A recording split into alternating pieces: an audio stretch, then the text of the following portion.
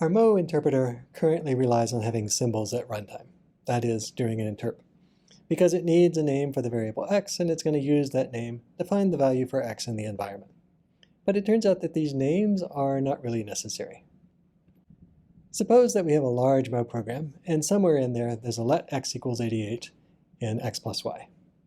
And suppose that eventually this x plus y gets interpreted. It doesn't matter how we get to this x plus y, but by the time we get to the x and we want to know where it is in the environment, it turns out it's always going to be at the beginning of the environment. That's because the way let works is it binds x by adding it to the beginning of the current environment before interpreting the body expression, and so we'll find it right away there. It doesn't matter what the rest of the program does around this let. We don't know where y is going to be because we don't have enough context here, but we do know exactly where x will be. We would know where y is if we show that there's a let y right around x plus y.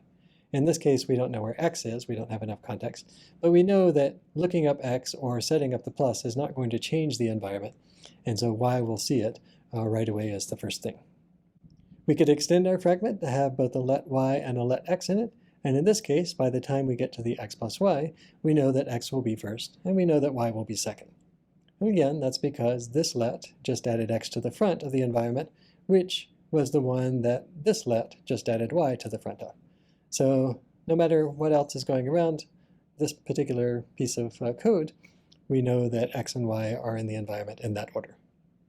It's not because x and y are immediately inside the let. Again, we could put them under a times expression, and because 17 and the times here, they don't affect what happens to the environment, we know that x and y will be first and second. We can add more variables to our context, and we know more about the locations.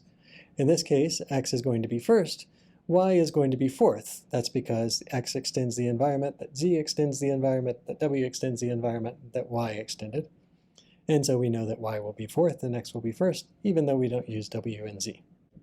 In the example so far, I've had simple right-hand sides, but suppose we change the z to have a let in its right-hand side. When we get to this let and we interpret the right-hand side, q will get added to an environment. And then we will find it when we interpret this q expression.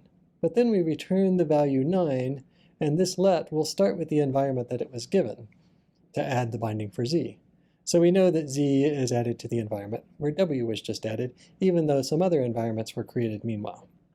That is, we know that the environment's going to have the shape x, z, w, y, just by looking at the surrounding lets and ignoring any sub-expressions that aren't surrounding the x plus y that we care about. More generally, for any expression, we can tell just by looking at the surrounding context which identifiers are going to be bound at runtime without actually running the program. That is, we know when a variable will be a free variable if we were to get to that variable even without running the program. But more than that, we know that the order of the variables in the environment is predictable, and we can take advantage of that knowledge to forget about names before we get to runtime.